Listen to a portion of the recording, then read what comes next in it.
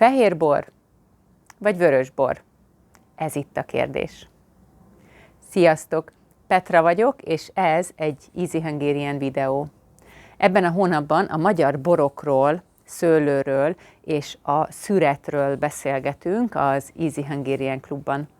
Én nagyon szeretem a borokat, a fehérbort, vörösbort és a rozét is, és szerintem a magyar emberek általában borivók, szeretnek bort inni. Nem ismerem a statisztikákat, nem tudom, hogy több sört iszunk, vagy több bort iszunk, nem tudom.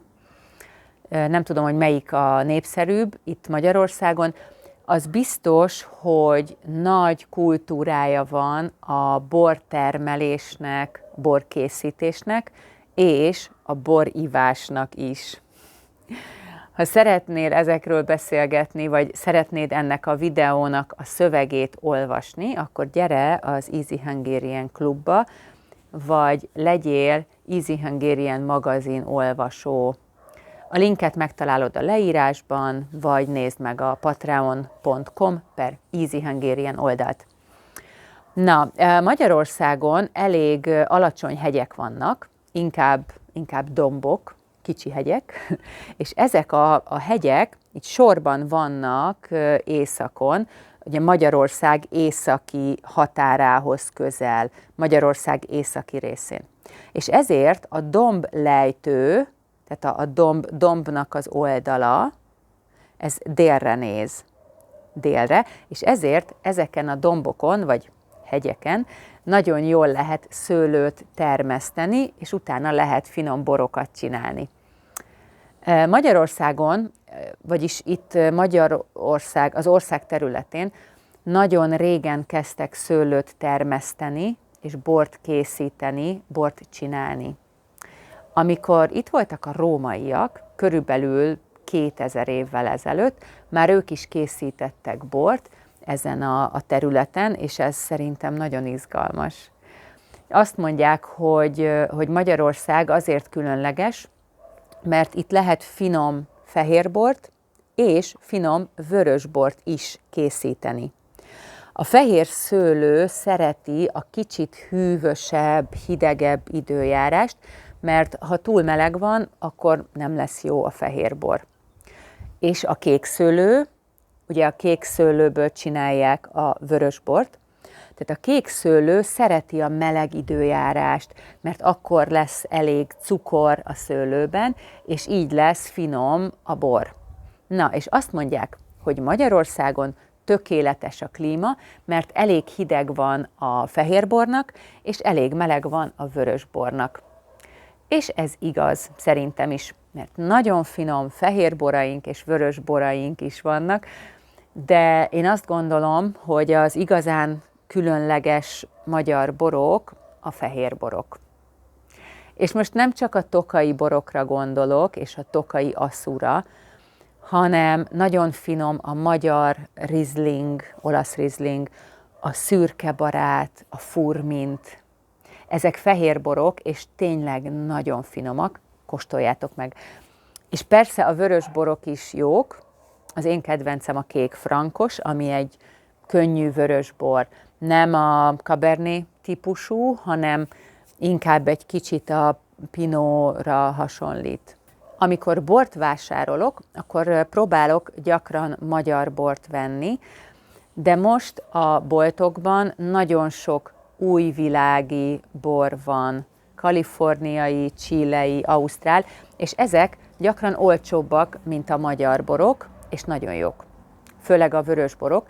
Úgyhogy gyakran veszek ilyen borokat, és néha olasz vagy spanyol bort is, vörösbort. Én mindig nagyon szerettem a bort, de sokat változtam. Sokat változott az, hogy milyen bort szeretek. Amikor nagyon fiatal voltam, akkor az édes borokat szerettem, és csak édes bort ittam. És Magyarországon nagyon népszerű volt a 90-es években a boros kóla. Nem tudom, még mindig népszerű-e, remélem, hogy nem, mert szörnyű, tényleg borzasztó. Kell valamilyen édes vörösbor és kóla, és akkor a kólát beleöntjük a vörösborba. Ez a boros kóla. És vannak különböző kombinációk, például 2 bor, 1 kóla, vagy 1 bor, 1 kóla, és gondolom, hogy más variációk is vannak. Szörnyű, mind szörnyű, tényleg, soha ne igyatok boros kólát. Amikor elkezdtem az egyetemet, akkor általában boros kólát ittam, és szerencsére találkoztam Pécsen az egyetemen Gergővel, aki azt mondta, hogy ha felnőtt vagyok, akkor nem ihatok édes bort, mert a felnőttek nem isznak édes bort. És Gergő adott nekem egy fesztiválon Villányi Traminit.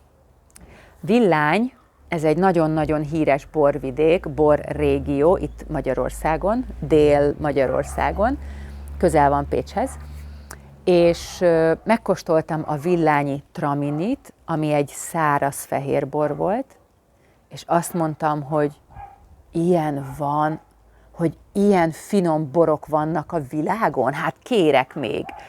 És akkor kinyílt egy új világ, és azóta is szeretem a borokat, és mindig próbálom egy kicsit jobban megismerni a magyar borokat. Na, később, amikor Budapestre jártam egyetemre, akkor jártam minden héten, vagy 2 hetente, nem tudom, borkóstolóra. A borkóstoló azt jelenti, hogy van több bor, és mindegyik bort megkóstoljuk kicsit, beszélgetünk róla, mindig van valaki, aki segít, hogy ez körülbelül milyen típusú bor, vagy mit lehet érezni benne. És nagyon sok ember azt gondolja, hogy a borkóstolás az egy sznob dolog, mert valaki azt mondja, hogy ennek virágos rét íze van, és hogyan lehet egy bornak virágíze, de lehet. Ha sokat gyakorolsz, sok bort kóstolsz, és figyelsz, és próbálsz találni valamit, amire hasonlít, akkor látni fogod, érezni fogod, hogy milyen gazdag a borok illata és a borok íze. És imádtam ezeket a borkóstolókat, nagyon sokat tanultam, és nagyon sok bort ismertem abban az időben. Hát ez 20 évvel ezelőtt volt, és 20 évvel ezelőtt sokkal kevesebb magyar bor volt, mert a kommunizmusban, vagy hát a kommunizmus után nagyon lassan indultak újra a bortermelők, a borkészítők. Magyarországon 40 évig kommunizmus volt, és ott nem volt fontos a minőség, csak a mennyiség. Tehát az volt fontos, hogy minél több bort tudjanak csinálni, és nem volt érdekes, hogy ez a bor jó vagy nem jó. És most szerencsére rengeteg finom magyar bor van, és szerintem nagyon jó, hogy most bármelyik boltban tudsz normális magyar bort venni. 20 évvel ezelőtt csak speciális borboltban tudtál jó minőségű magyar bort venni, vagy a Tesco-ban, vagy az Auchanban, tehát nagyobb boltokban, és nagyon drága volt. És én nagyon örülök, hogy most a magyar borok elérhetőek. Tehát nem túl drágák, és tényleg bárhol lehet jó magyar bort venni. Úgyhogy, ha Magyarországon éltek, akkor igyatok magyar bort, mert az jó. Most már sajnos nem járok borkóstolókra, és ezért nem ismerem jól a mai magyar borokat, de igyekszem sok bort inni. És mostanában voltam egy szüreti fesztiválon, és ott is jó borokat ittam. A szüreti fesztiválok mindig szeptemberben vagy októberben vannak, és a szüret azt jelenti, hogy már finom a szőlő, és akkor levágják, és csinálnak bort belőle, ez a szüret, the harvest.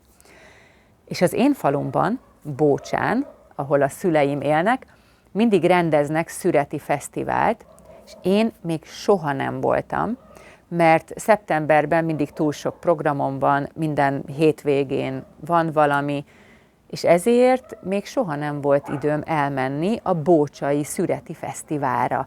Na de most ott voltam, és fú, nagyon jó volt, nagyon érdekes volt.